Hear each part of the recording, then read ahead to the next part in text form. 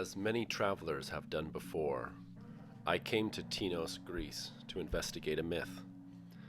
My myth was a story about a whale.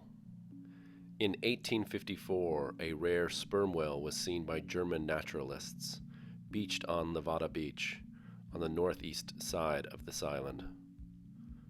Only 164 sperm whales are known to exist in the eastern Mediterranean Sea. As are all wild animal sightings on this island, and increasingly throughout the world, the endangered sea life, mammals, and plants of Greece are little documented and underprotected. For this reason, Tinos is the right place to look for forgotten or little understood beasts. Millennia of settlement and large-scale agriculture and domestication on a dry, rocky, windswept, and embattled island have stripped the island of what we can imagine was once a thriving site for migratory fish, sea mammals, arboreal birds, floating seeds, and lofted insects.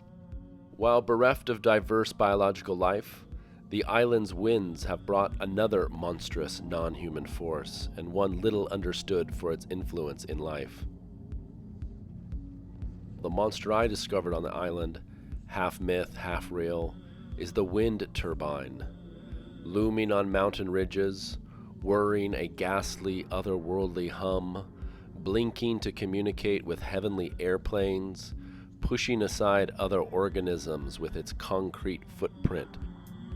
The wind turbines are considered monsters for many in Tinos.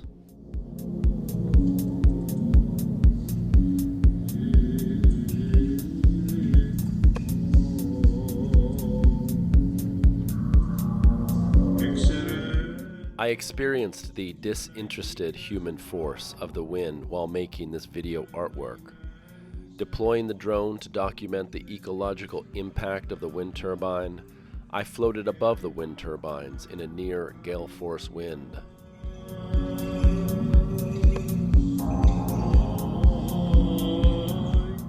The images situated the turbines as alien in a lunar landscape of wild thyme, white quartzite, and green marble.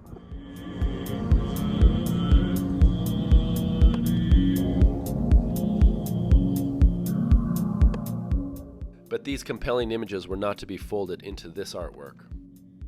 While piloting, a gust emerged from the north and shoved the drone down the south slope at an alarming speed. We watched the drone try to return to its human masters, the whirring magnets in its motors at full throttle. But the distance continued to increase, second by second, meter by meter, away from us and over the seaside village of Cardiani, before it crashed into a terrace of shell stone, tired sheep, and iron fencing.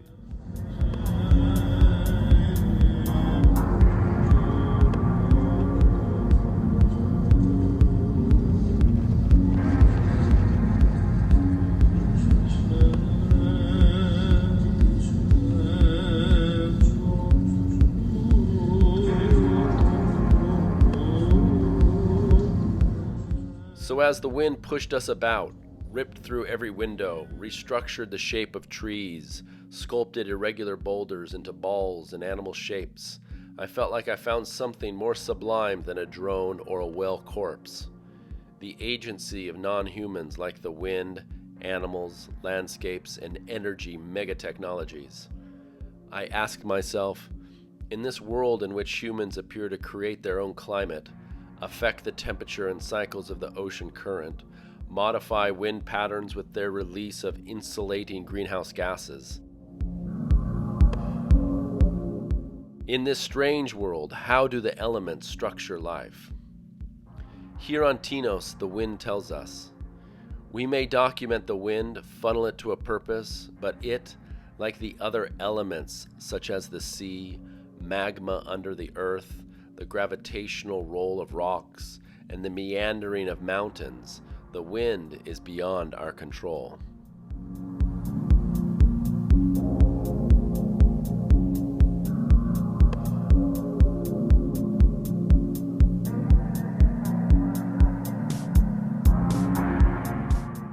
But the same elemental forces that provide buoyancy for floating and flying carry the chemical building blocks for life. This is a question of what we call elementality. The elements flow, coagulate, stick, repel, attract, and attack. Elements disrupt, causing turbulence, crashes, sinking, death, or worse. Elementality is as much about limitations as capacities. Elementality describes substances between, through which connections flow. The elements disrupt lift and movement, challenging us with gusts, swell, salt, sand, ice, and storms. The elements constrain and also enable. They are thus a force that can be channeled.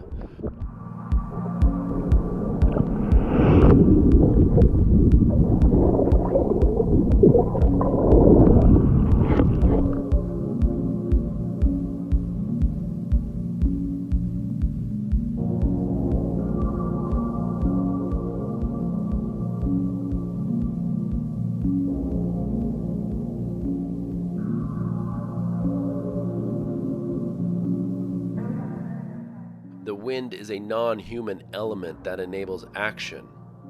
But for whom?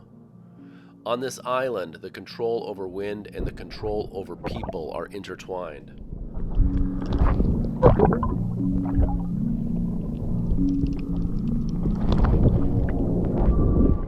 This is, of course, an ancient story.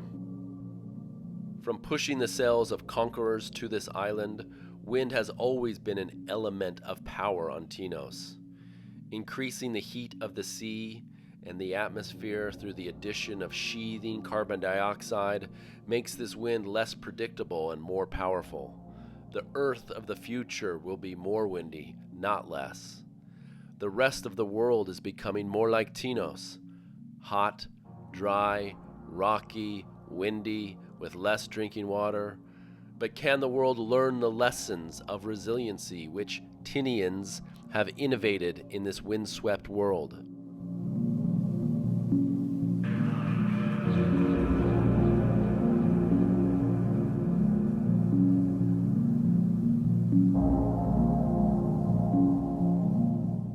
From trireme cells to windmills, winnowing wheat to drying clothes, from whipping up seas to sculpting canyons, the wind enables work. Like those in my drone, the wind turns magnets made of rare metals encased in steel and aluminum. The wind on island peripheries like Tinos generates electrical charges that travel copper wires underwater to energize urban centers in Athens and beyond. This electrical power is real power for off-site energy capitalists, elites, investors, and their compliant politicians.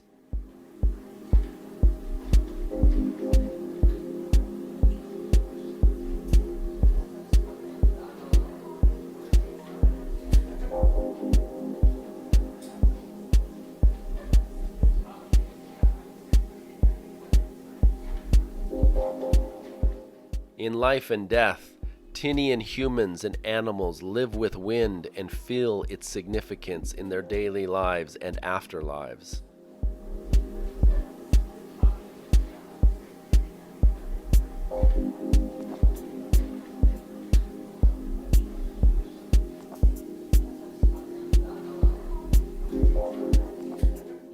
There is a dominant power, but also counterpower in this local knowledge of wind. In the slipstream of wind is a resistant force. In wind there is a possibility to counter domination. Wind's harnessing by off-island business, by imposing turbine monsters, has reawakened the awareness of the wind as a force for solidarity. No other concern has galvanized the people of Tinos as the threat of additional wind turbines. On an island of 8,000 people, 1,500 came to situate their bodies to blockade the transportation of wind turbines on a darkened barge amidst the COVID-19 quarantine. 9 or so were arrested. Several were beaten by police. A show of force never before seen on this island. I spoke with several of the protesters. Many of the activists are not against renewable energy. They recognize the correlation between carbon emissions and climate change. They see that replacing hydrocarbon fuel with wind and solar sources for the production of energy is one important act in decarbonizing energy supplies. What they want is to enjoy the benefits of renewable energy, be party to the decision-making, not be exploited, and have ecological, aesthetic, and sonic justice for their island and the non-humans that therein dwell.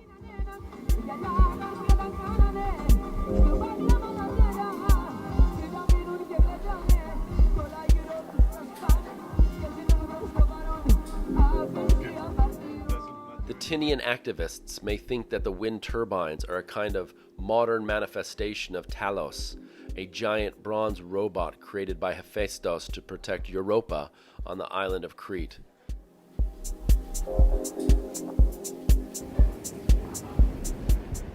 Talos is a kind of energy demigod, called Solar Zeus in the Cretan dialect. Sometimes he is winged and thus a being of the atmosphere. His sword appears almost like a whirring propeller. He promises local protection and the protection of riches, but at a cost of freedom.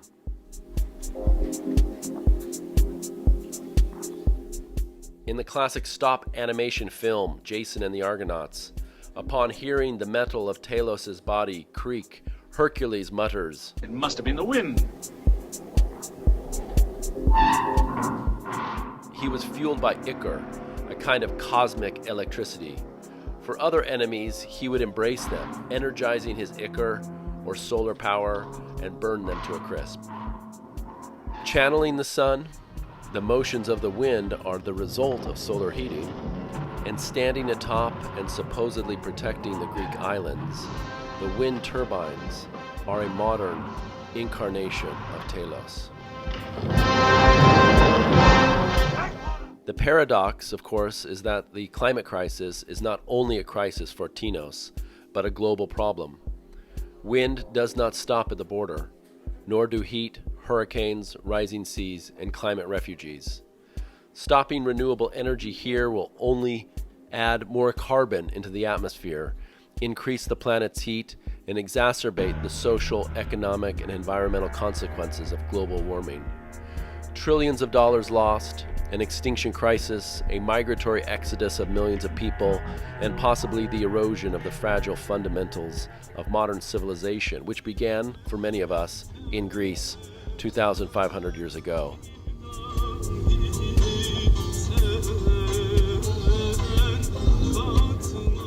But from the perspective of the Tinian activists, the winds should continue to swirl through the olive and lemon trees, distributing their pollen as they have for millennia, but it has no responsibility to turn out electricity for the Grecian mainland. This conservative vision, shared with me by the anti-wind energy activists, is not opposed to historical change, as long as it is slow, respects cultural traditions, is inclusive of local concerns, empowers domestic citizens, honors ecologies, and preserves the aesthetic of the island. They don't want change forced on them for the profits of others. Climate threats outside are not threats inside Tinos, or so they hope. I do hope they are right.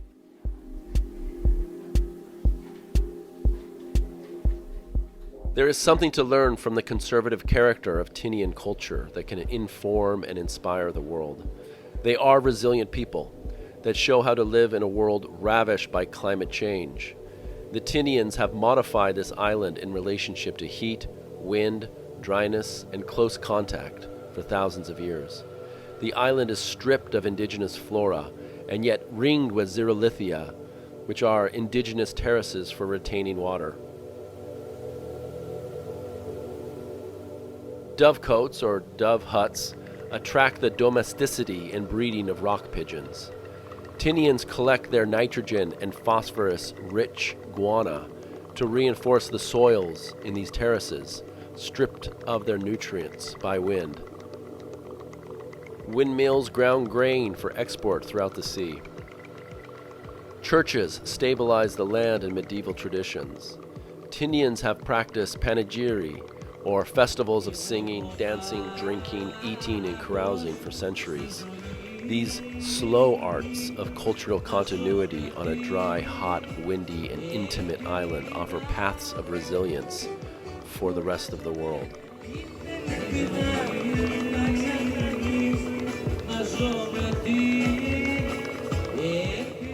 The protests against the wind turbines are themselves integral aspects of communal, democratic island living, wherein local people contribute to decisions of a global nature.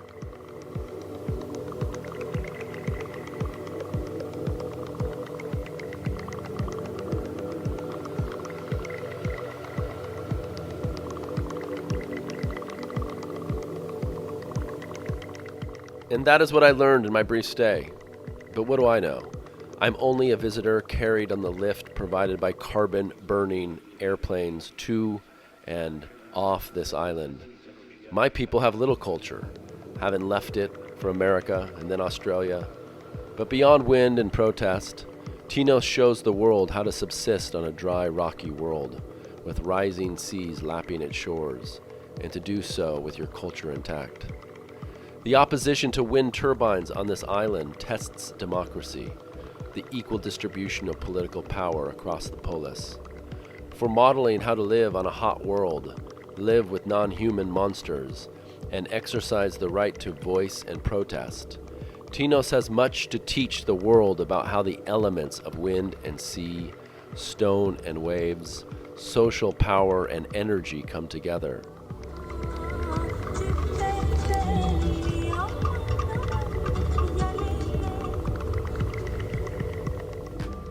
Attention to non-humans, the elements of wind and waves, whales, dead goats, splattered snakes, crashed drones, wind turbines, and the light refracted through the Mediterranean Sea brings us to the source of human and more than human power.